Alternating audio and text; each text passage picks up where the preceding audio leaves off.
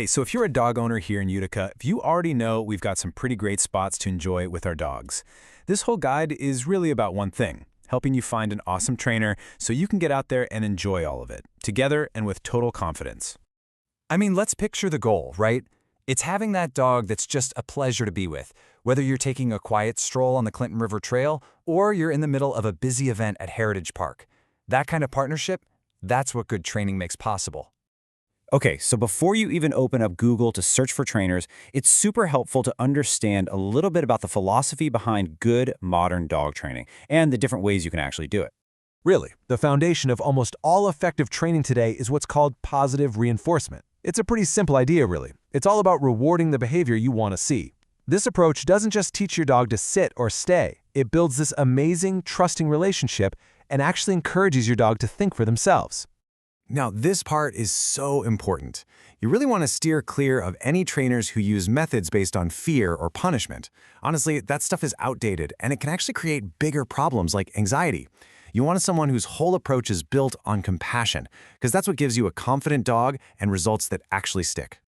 When you start looking, you're mostly going to run into two main types of training. Group classes are awesome, especially for general manners and for helping your dog learn to listen even when other dogs are around. On the other hand, you have private lessons, which are perfect when you need to zero in on specific issues, like maybe your dog gets anxious or pulls really hard on the leash. And it doesn't stop there. There are other setups that can fit just about any lifestyle. In-home training is fantastic because it tackles the problems right where they happen, like barking like crazy at the front door. And if you have a really busy schedule, things like day training or a board and train program can be a great way to give your dog a big head start. So you have an idea of the kind of training you want. Now let's get down to the nitty-gritty. How do you check if a trainer actually knows their stuff? And what's this going to cost here in the Utica area? You're going to see these alphabet soups after a trainer's name, and they're actually a really good sign.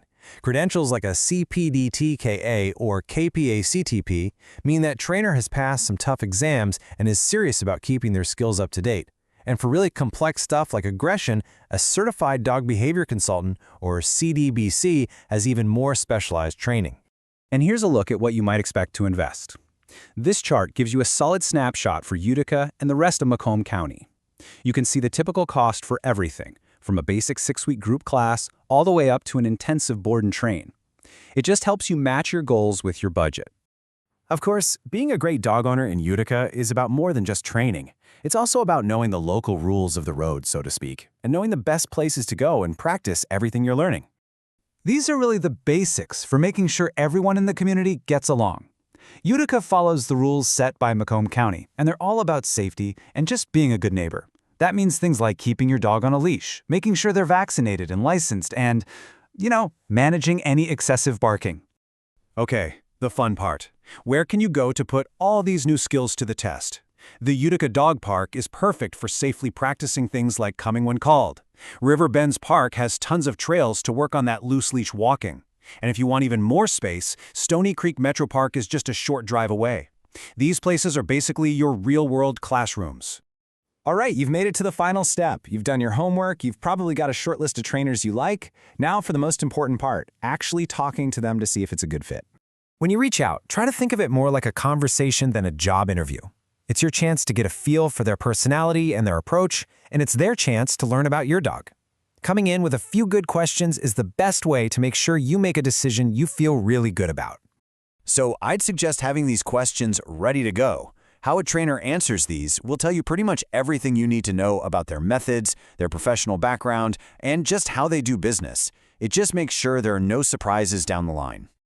Look, finding the right training partner for you and your dog is a huge decision, but it's one that pays off for years. It truly sets you both up for a stronger, more enjoyable relationship. So, good luck with your search. A well-trained dog will make every walk downtown, every time family visits, and every single quiet evening at home that much better.